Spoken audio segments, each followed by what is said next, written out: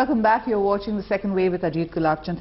Mr. Gulabchand, HCC is over 80 years old. You took over at the helm in 1983. It was the Rajiv era. Then you saw the churn that we saw in Indian politics, the pre-liberalization years, the post-liberalization years, and now this complete frenzied action around India and the fact that India is a place to be. I mean, what, if you were to take a step back, what do you make of this journey and the present right now? Well, Indian business has operated well in the British period, and as I said, my company has operated in the very harsh period of British India. Then came an India, and India became politically free, but it chose a Moscow model of central planning, and therefore what we term as socialist India was very restrictive in allowing businesses to grow, because the beliefs were that the government and nationalized industry is the answer to the problems of India. And I think we therefore brought about in India a number of blocks to any business from growing, and it delayed prosperity coming in. And we had a terribly slow growth rate of our GDP. And the poor Hindu got a bad name because it came to be called as the Hindu rate of growth. And because of this socialist imposition that delivered slow growth, because the system does not deliver fast growth. The moment we liberalized in 91, 92, and you will see as it took root, suddenly, even though it was not a fully operating market economy, still vestiges of the past, even till today it remain, it was a much more open economy. And you will find everybody, the Tatas or Reliances of the world, if you take their growth before 92, 93, and if you take their growth subsequent to that, it's just phenomenal. Same is the case with HCC or any other companies that position themselves to partake in this new market economy and develop the muscle to be a global operator. And how fast things have changed. Yeah. But few people have the kind of opportunity to interface with government as you have, Mr. Gulabchand. Has there been a thinking in the mind of the policymakers and the politicians that is perceptible? Well, at the central level, you see a lot of change has happened in terms of procurement processes, in terms of trying to see, though not all ministries are equal in terms of their futuristic way of looking at things. You find a large number of people discussing real economics, what can be done, how do we improve things. I would like to see even them a little more, but sometimes we are coming out of a very, very strong socialist control, and therefore it is not so easy even for the reformers to go about their business. However, at the state levels, we find that it is terrible. The procurement process are appallingly opaque.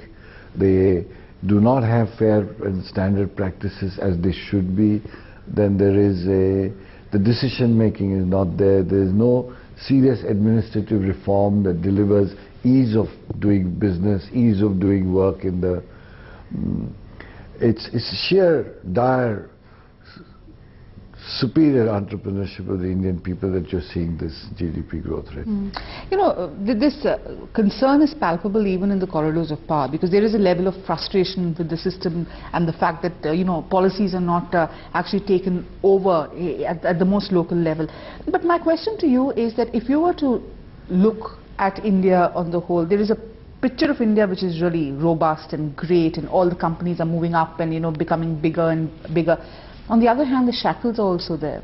What needs to be done to declog the processes? I think first we need to get into our head that we must bring around prosperity quickly. And prosperity comes at the end of development, not during it. And during the process, you'll see a stark difference between those elements that are moving out of their poverty and those that still remain behind. Now, we must therefore first have a clear aim that this must happen quickly. Having done that, it's important to understand, yes, inclusiveness.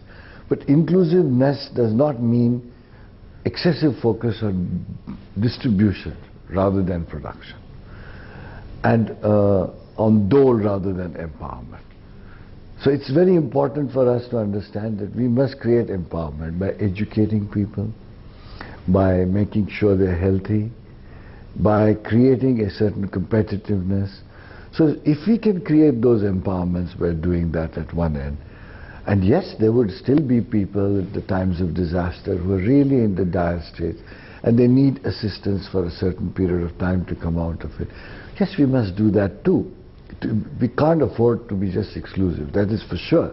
It has to be inclusive. But the quarrel is not about inclusiveness. The quarrel is about how to deliver it. So, getting back to this question of, the fact that the short-term horizon and the long-term horizon, let's differentiate between that. We're also starting a new fiscal. In the last fiscal, we saw the Indian economy come out of a globally induced slowdown. Going into this fiscal, we are going into a situation where rates are going up, inflation is going to be a worry, and going to be the flip side of growth, really. Are you a little more circumspect about the year ahead, or do you think that the dynamism and the robustness of this building work around India will hold in good stead? I think the last year has been a difficult one for everybody. That we have done what we have done, I'm sure, is quite remarkable achievement in India. And it has been a slower year. It has had many problems. It had election in it. It had some other turmoils like Telangana and every. So it has had many issues in it.